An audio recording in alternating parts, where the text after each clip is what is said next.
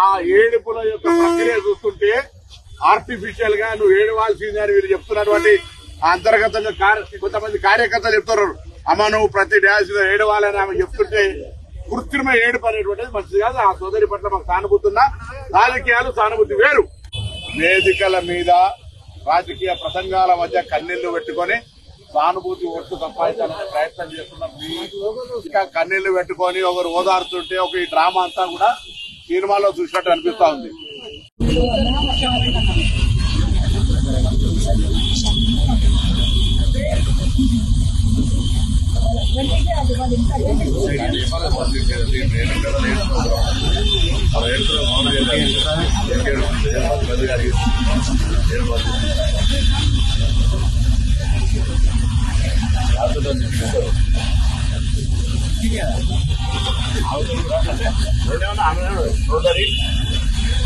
ఎవరికైనా బాధ్యతగా మీకు కృషి మెరుపులేదు వాళ్ళ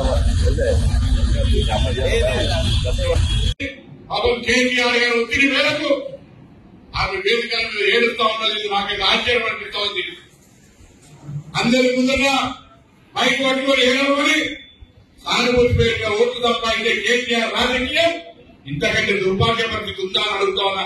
ఒక ఆడ కూతురు కన్యలను కూడా వాళ్ళు వదిలిపెట్టేటట్టు లేరు. వాటి ద్వారా కూడా మళ్ళీ అధికారం పొంది ఈ రాష్ట్రాన్ని గతంలో దోచుకున్నటువంటి తీరుగానే మళ్లీ దోచుకోవటానికి ప్రయత్నం చేస్తున్నారు. గోపన్న అంటేనే జనం, జనం అంటేనే గోపన్న. నా జూబ్లీహిల్స్ నియోజకవర్గ కుటుంబ సభ్యులని గోపీనాథ్ గారు ఎప్పుడూ చెప్తూ ఉండేవాళ్ళు. ఈరోజు ఇంత కుటుంబం తరలి వచ్చింది ఆయన కోసం. ఆయన పైనుంచి చూస్తూనే ఉంటారు. ఎంతమందిని అండగా ఇచ్చారు నాకు. గోపీనాథ్ గారి ఆశయాల్ని అందరం కలిసి ముందుకు తీసుకువెళ్తాం.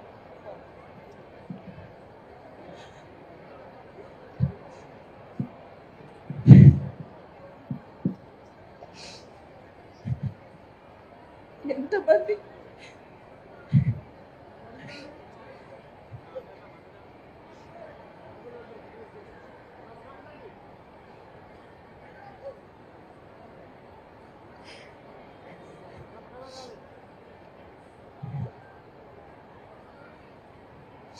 మీ ఇంటి ఆడబిడ్డగా అనుకొని నాతో పాటు అందరూ కలిసి గోపన్న ఆశయాలు